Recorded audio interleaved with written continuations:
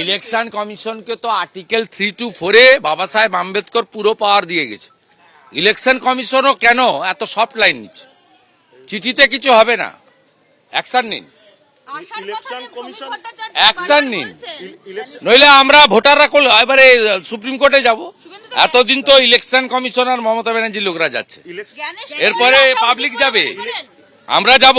SIR ইস্যুতে এবার supreme কোর্টে যাওয়ার কথা বললেন শুভেন্দু অধিকারী। তিনি বলেছেন 324 থেকে 329 ধারায় সংবিধান ক্ষমতা দিয়ে রেখেছে নির্বাচন কমিশনকে।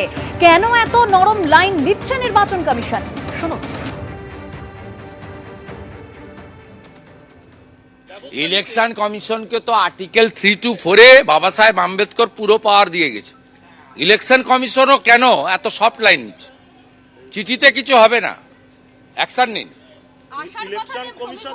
অ্যাকশন নিন, নইলে আমরা ভোটাররা এবারে সুপ্রিম কোর্টে যাব। এতদিন তো ইলেকশন কমিশনার মমতা ব্যানার্জির লোকরা যাচ্ছে, এরপরে পাবলিক যাবে, আমরা যাব। সুপ্রিম কোর্টে আমরাও যেতে পারি, আমাদেরও সে অধিকার আছে। ইলেকশন কমিশন শুধু চিঠি চাপাটি করে কিছু হবে না। আপনাদের বাবা সাহেব আম্বেদকর সংবিধানে আর্টিকেল 3 to 4 থেকে 3 to 9 আপনাদের সব পাওয়ার দিয়ে গেছে, সমস্ত ক্ষমতা দিয়ে গেছে। আপনি চাইলে আর্মি নামাতে পারেন, কাউকে জিজ্ঞেস করার দরকার হবে না। আপনারা সেটা শুধু চিঠিপত্রে সীমাবদ্ধ রেখেছেন। Bengal people wants action, we don't want ভাষণ। সুপ্রিম কোর্টের বিচারপতিকে সরিয়ে দিয়ে নিজেরই সরকারের একজন মন্ত্রীকে বসিয়ে 2:1 নিয়ে চলে গেছেন। অর্থাৎ সরকার যাকে চাইবে তিনি নির্বাচন কমিশনার হবেন, 1 নম্বর কথা। 2 নম্বর কথা হচ্ছে, এটা যদি সফট লাইন গেছে, তাহলে হার্ড লাইন হলে তো গোটা বাংলা জুড়ে তো মরক লেগে যাবে যদি নির্বাচন কমিশনের এই সিদ্ধান্ত নেওয়ার চেষ্টা করে। এই লজিক্যাল ডিসক্রিপেন্সির নামে বাংলার যে সাধারণ মানুষকে ডেকে পাঠানো হচ্ছে, তার মূল কথা হচ্ছে যে 7 জন একজন বাবার নাম মেনশন করছে, কিন্তু সবাই জানি ভারতবর্ষের মধ্যে ফার্টিলিটি রেটে 1 নম্বরে হচ্ছে বিহার। সেই বিহারে আজকের জেনারেশনের মধ্যেও 8-10 জন সন্তানের একজন বাবা দেখা যায়। সেখানে লজিক্যাল ডিসক্রিপেন্সি করা হলো না, কিন্তু জন্মহারে সবচেয়ে কম যে রাজ্য, সেখানে সেই 7 জন সন্তানের একজন বাবাকে লজিক্যাল ডিসক্রিপেন্সির আওতায় ফেলা হলো। এটা কাদের নির্দেশে? শুভেন্দুবাবু কি এই নিয়ে কোনো মন্তব্য করেছেন?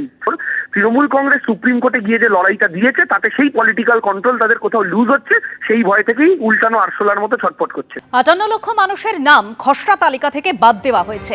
এসআইআর আতঙ্কে 110 জনের বেশি মানুষ মারা গেছেন। কেন নির্বাচন কমিশনের বিরুদ্ধে মামলা হবে না? প্রশ্ন তুলেছেন মুখ্যমন্ত্রী মমতা বন্দ্যোপাধ্যায়। আজকে কি সুভাষচন্দ্র বসু বেঁচে থাকলেও তার নামটাও তাকে হিয়ারিংয়ে ডাকা হতো না? লজিস্টিক্যাল ডিসক্রিপেন্সি বলে তাকেও ডাকা হতো, কৈফিয়ত চাওয়া হতো আপনি ভারতীয় কিনা।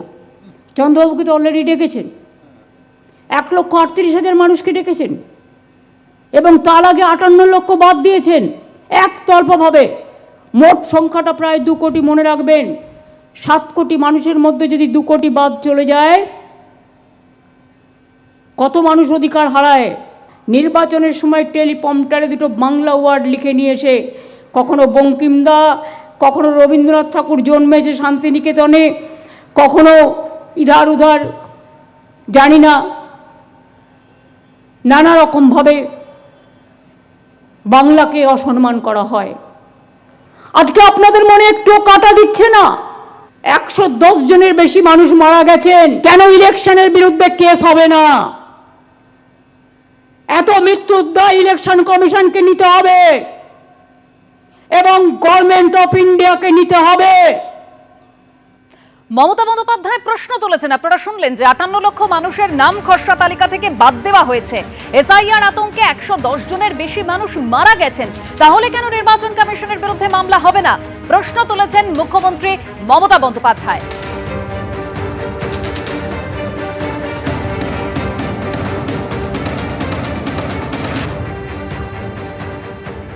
আর মমতা বন্দ্যোপাধ্যায়ের এই মন্তব্যের প্রেক্ষিতে সুকান্ত মজুমদার কি বলেছেন শুনুন। মাননীয় মুখ্যমন্ত্রীকে এই প্রশ্নের উত্তর দেবেন। ওনার কাউন্সিলরের ধমকিতে, চাপের জন্য যে বিএলও আত্মহত্যা করেছে, তার জন্য কি উনি এফআইআর করিয়েছেন এখনো পর্যন্ত?